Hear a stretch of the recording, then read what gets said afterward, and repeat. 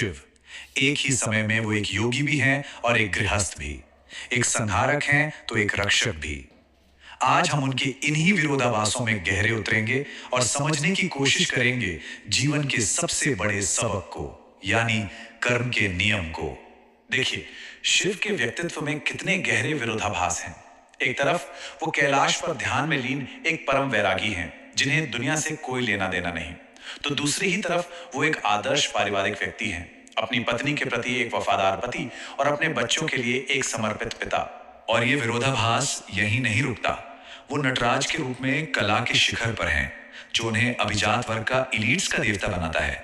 लेकिन साथ ही वो हर आम इंसान के भी देवता हैं। क्यों?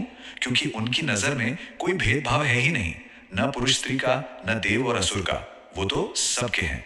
तो सवाल ये उठता है कि ऐसे देवता का जो कोई भेदभाव नहीं करता, उनका मूल दर्शन आखिर है क्या?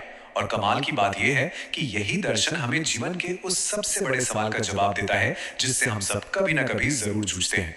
वो सवाल है कि आखिर ऐसा क्यों होता है कि अच्छे लोगों के साथ बुरा हो जाता है, जबकि जो लोग गलत काम करते हैं वो अक्सर कामयाब नजर आते हैं। ऐसा क्यों? इस सवाल का जवाब छिपा है कर्म के सिद्धांत में। कर्म क्या है? ये कॉज एंड इफेक्ट यानी कारण और प्रभाव का एक सार्वभौमिक नियम है, जो पूरी तरह से निष्पक्ष है। मतलब हमारे अपने काम, हमारे एक्शंस ही हमारे परिणाम तय करते हैं, कोई दिव्य शक्ति का फैसला नहीं। एक जगह इसे बहुत खूबसूरती से बताया गया है।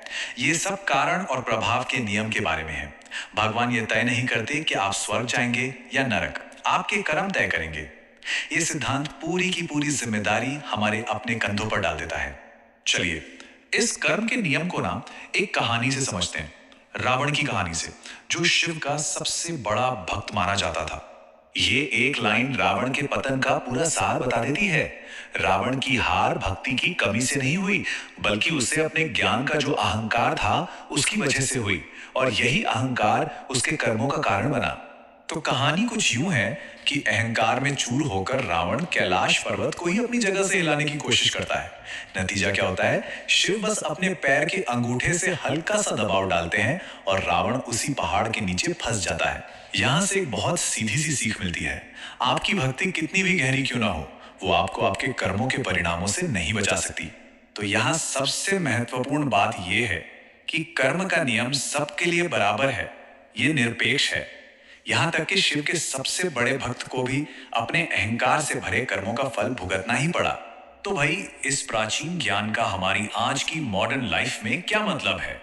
हम इस फिलॉसफी को अपनी रोजमर्रा की जिंदगी में कैसे उतार सकते हैं? कर्म का सिद्धांत ना एक बहुत ही एम्पावरिंग सोच है। यह हमें बताता है कि हमारी किस्मत का रिमोट कंट्रोल किसी और के हाथ में नहीं, बल्कि हमारे अपने हाथों में है। ये कोई पहले से लिखी हुई किस्मत की बात नहीं है। असल में हमारे कर्म ही हमारे जीवन को दिशा देते हैं, उसे एक आकार देते हैं। और इस शक्ति को सही तरीके से इस्तेमाल करने की चाबी है अनासक्ति, यानी डिटैचमेंट। जीवन में जो भी उतार चढ़ाव आते हैं, उन्हें एक संभाव से देखने की कला। जैसा कि ये कोट कहता है, संतुलन बनाए रखना ही सब कुछ है। तो शिव का तरीका क्या सिखाता है? सबसे पहले अनासक्ति का अभ्यास करें। सफलता और असफलता दोनों में शांत और फोकस्ड रहें। दूसरा, अपने परिवार और उन गिने चुने सच्चे दोस्तों को संजोएं जो आपका किला है।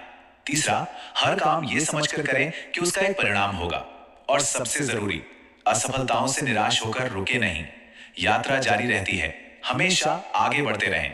तो अब हम वापस उसी सवाल पर आते हैं कि आखिर शिव में ऐसा क्या है जो उन्हें हर युग और हर तरह के इंसान के लिए इतना आकर्षक बनाता है? उनकी अपील के कई कारण हैं। उनका जटिल व्यक्तित्व हमें अपने जैसा लगता है। उनका दर्शन हमें सशक्त बनाता है, व्यक्तिगत जिम्मेदारी सिखाता है। वो सभी के देवता हैं। कहते हैं ना, जिसका कोई नहीं उसके शिव जी हैं। और आखिर में वो संतुलन के प्रतीक हैं, एक ही समय में तपस्वी भी और प्रेमी भी। आखिर में शिव का दर्शन जीवन को देखने का नजरिया ही बदल देता है। ये हमें सिखाता है कि मुश्किलें कोई सजा नहीं है, बल्कि सीखने का एक मौका है।